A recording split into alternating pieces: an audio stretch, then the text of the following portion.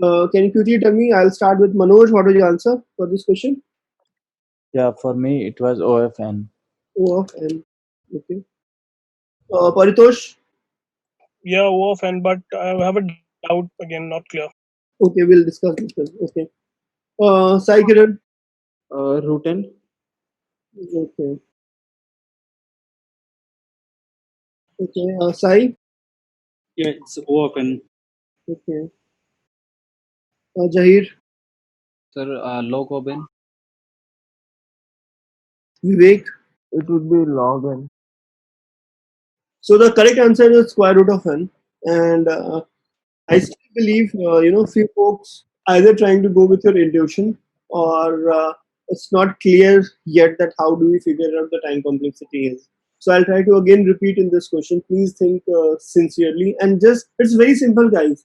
The only thing that you need to do is that try to figure out how many times the loop will run and how that depends on the input size.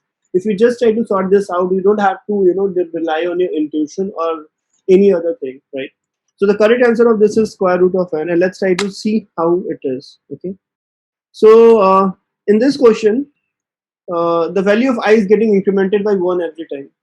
Okay, the value of I is getting incremented by 1 every time. But how many number of times a loop will run not only depends on how the value of counter is getting incremented, but what is the condition till which that condition remains true. So we always have to look at the two things when we have to figure it out how many times the loop will run. One is definitely the counter thing, so 1 plus plus. So I think some of you have only seen this, because of which you have got linear time complexity, because you are thinking that the counter is getting incremented by 1 every time, so it should be proportional to, and I think because of that reason you guys have said the time complexity will be linear. But we don't have to only see how it is getting implemented, but we also need to see that what is the condition which, if satisfied, the loop will continue to run. So that condition is till the time the value of I square is less than n. Okay, till the time the value of I square is less than n. Now if value of I was less than n, then for sure we could have said that the time complexity is less than n. But we are not checking the I with n, we are checking value of I square with the n as of now. So again, going with the same approach, let's say k times the loop runs. Okay, let's say the k times the loop runs.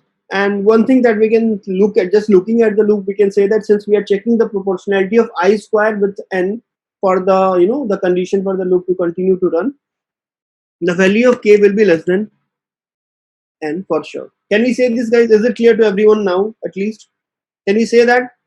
Are we clear on this? How the value of k will be less than n? Anybody, any doubt on this? Please raise your hand or ask this question. Are we good? Manoj, Paritosh, and Sai.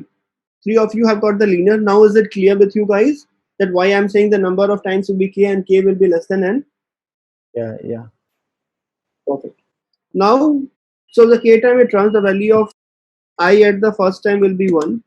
The value of I at the second time will be 2. So if it is running for the k times, the value of I at the kth time will be what? K, right?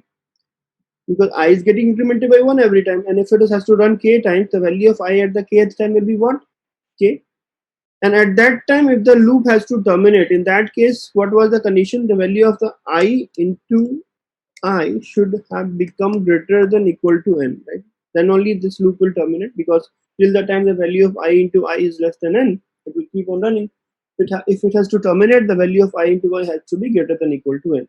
Now, the loop has run for the kth time. So at that time when the loop terminates, the value of I was what? K. So k into k is greater than equal to 9, right? So again, the left hand side is what? Left hand side is right now my quadratic expression, right? The polynomial of the degree 2.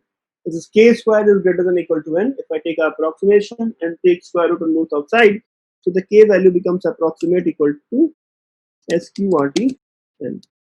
Right? So again, the time complexity will be square root of n. Is it clear, guys? But tell me, like, why did you guys think it was on? I just want to understand so that we can figure it out. Don't and it's totally fine if you're not able to do it. It's totally fine. I'm telling you, like, I have been dealing with so many students, and these are the questions which people feel that you are very good in finding the time complexity, but actually the truth is you have never devoted your time actually understanding what it is from the basics. Okay, we have just tried to see if it is a loop, it is on. If it is dividing by 2 every time, we make it log n. So we have just tried to understand the pattern. We have never tried to understand how it is being calculated, and that is the reason why if even some tricky kind of situation happens, we get it wrong. But I think now we have enough examples that we have taken up, and I think we should be in a good step going onwards. Any doubts on this question, guys? Can we move on then? Yeah.